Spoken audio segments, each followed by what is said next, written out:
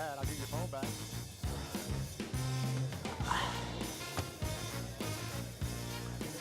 Okay, thanks guys. Nice to be here. We don't have a ton of time, so I'm just going to get started. This sector has seen so much change in the last few years, more so than your typical tech sector even. And my first question is really, how do you see things, the landscape panning out right now? Suddenly we've got these large companies who seem to have locked up the top 4 or 5 spots in streaming. How do you interpret the landscape? I think that there's a big problem right now with sustainability and profitability. You've got companies like a Spotify or a Pandora or Deezer or all of those companies that are all losing large amounts of money, and they may have locked up the market, but how long does that last when they aren't a sustainable business? And do we end up in a scenario where the only people who can run a music service are people who are doing it as a loss leader, or who have tons of other related products like an Apple or an Amazon that can offset those costs?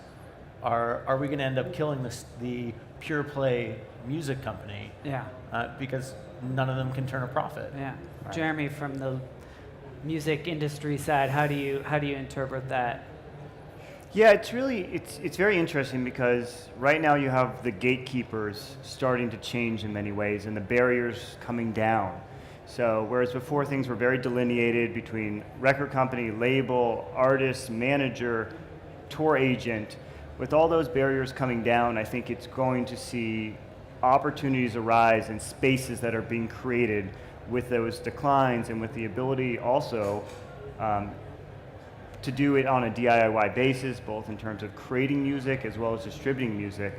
I think we're just seeing the opportunities in those spaces where we're going to see growth. Yeah. I want to ask you guys about Whitespace too, but I'm curious, as an investor, what do you think about this sort of the difficulty of essentially making money?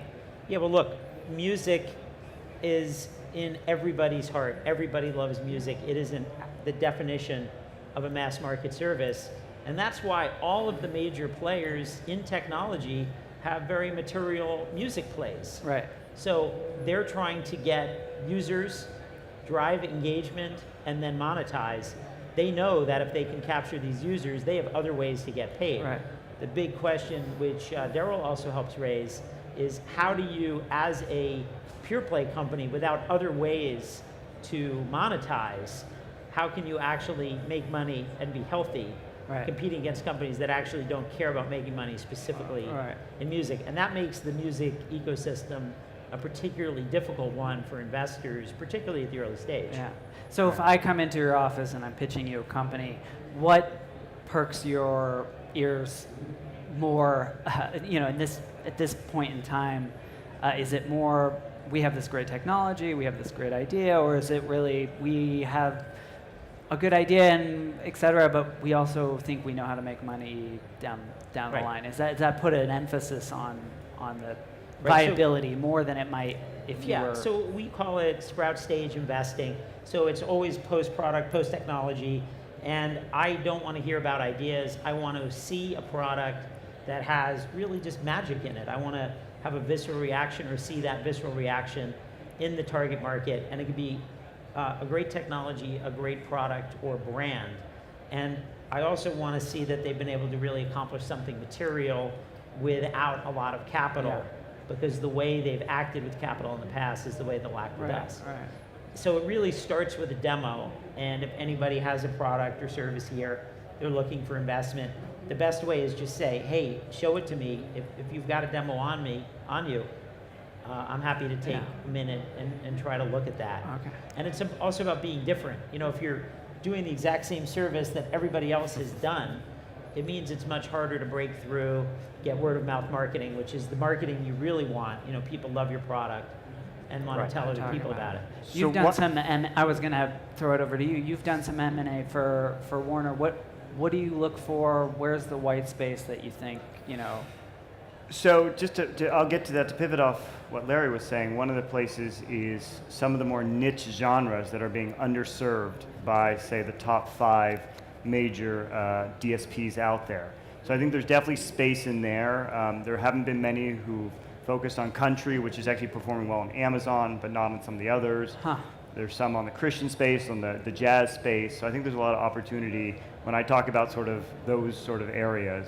We actually get a lot of inquiries for people doing Christian-specific services where they want all of the lyrics for. That's the one subgenre that we see a ton of interest and activity in. Yeah. As opposed to all the Why others. do you think that is? Is there more of a desire for a walled garden? Is it like a I think those who like part of jazz or like Christian or like those sorts of genres are very heavily focused on those genres. I see.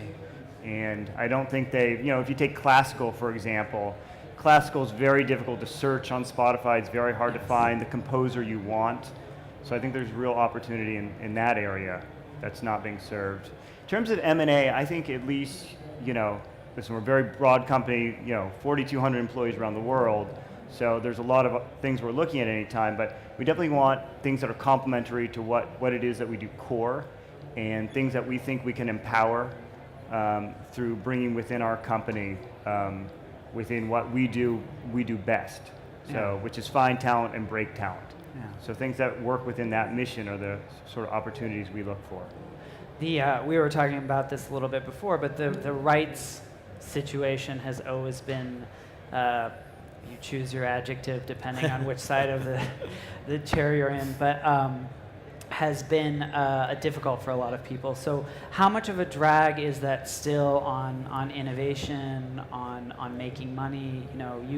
Your company has a good track record on this. What do you think about the rights situation? It's a pain in the ass. Okay. It's, to put it in perspective, like we have licensing from almost 5,000 music publishers now, and that's around the world, and it takes a lot to do that, and it takes a lot to get the ownership information and all the data that you need on a country by country basis to serve the world. But you end up in a situation, and part of the reason why you see companies like Pandora and Spotify and Deezer and others not being able to turn a profit is because the royalty rates are very high. There are other reasons as well. I'm not going to put it all on Jeremy. There's lots of bloat in some of those companies as well. But when you're in a situation where you need to build a service that has to have all of the content, you are at the mercy of the content owners. And they are, rightfully so, going to try to extract as much value out of their content as they can, which really what that turns into is charging as much for the licensing as they can, so that you continue to exist but don't turn a meaningful profit. Right. And really the only way to counteract that is to either not require all of the content. So if you're doing niche services, like Jeremy was talking about, then you can say, I don't need your full catalog, I only want a few things, and if you don't give them to me, that's fine. Or you have to be able to dominate the market and have leverage going back the other way to then create a symbiotic relationship where they really need you. If a streaming service goes out of business right now, it doesn't kill the content owners because there's 5 more waiting to take their place. If another company does that controls a market or has a very secure place and provides real value, then that hurts, and that creates leverage to have a long-term sustainable agreement and relationship. So Jeremy, rights, are they a pain in the ass? Would you sign on to that? Not Listen, to put you on the spot. Keep in mind, I'm dealing with publishing rights, which Right. is much, much more complicated than label rights. Right, so Darryl's getting thousands of them as well. Yeah. yeah, I mean, listen, we want, as much as anyone, a healthy ecosystem. Yeah. And we want many players in this space, and the more we benefit, our artists benefit also, and more importantly, the fan benefits. So one of the challenges about music is it's more complex than almost any other product out there. You have artists, you have publishers, you can have societies all around the world, There's unions involved behind the scenes. And so when you have a complicated rights schema, it can be really challenging to do a full catalog license. In particular, if someone wants to do something that is different, that is off the cuff, where we have artist agreements, some of which go back 50 years, that have all different types of complexities that we may have to work through to be able to license out a service. And one of the things, so talking about, because this is meant to be broad-based, the way I've always thought of the buckets of sort of startups in the music space is you have some sort of catalog licensing, which could also be around the lyric space.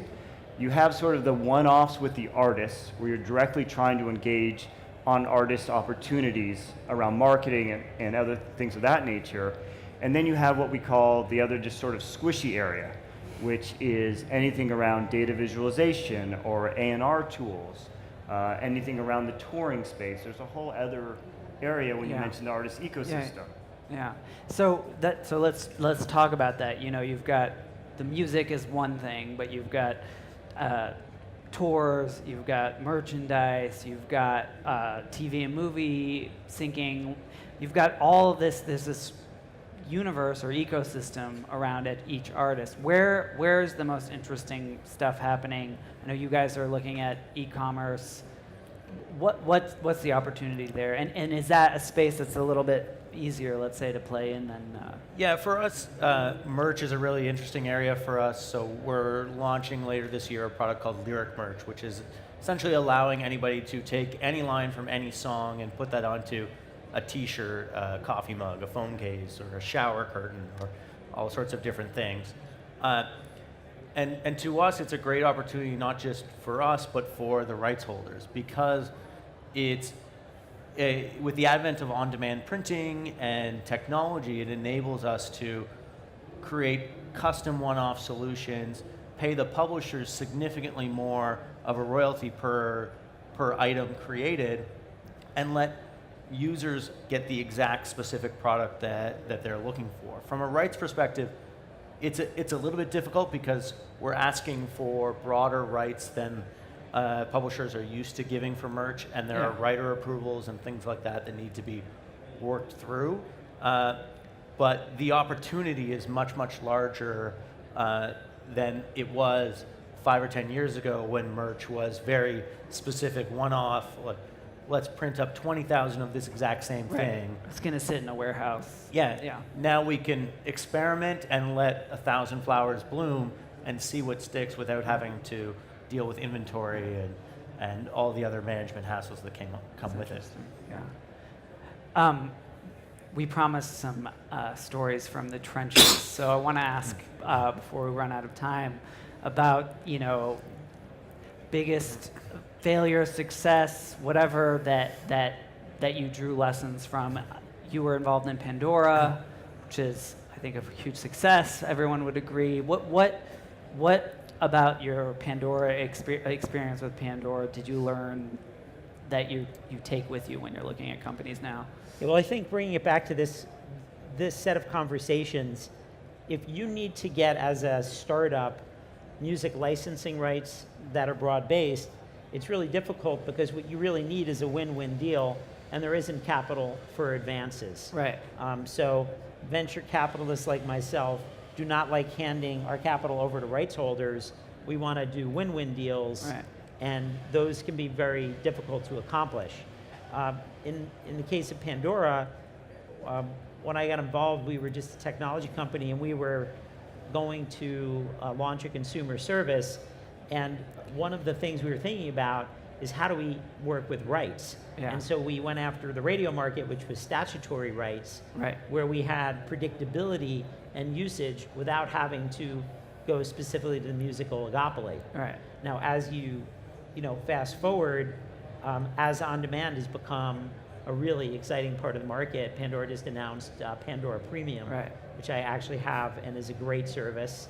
And it's, now it's becoming a part of this ecosystem where consumers have on-demand, but it's also broader, as Jeremy is saying.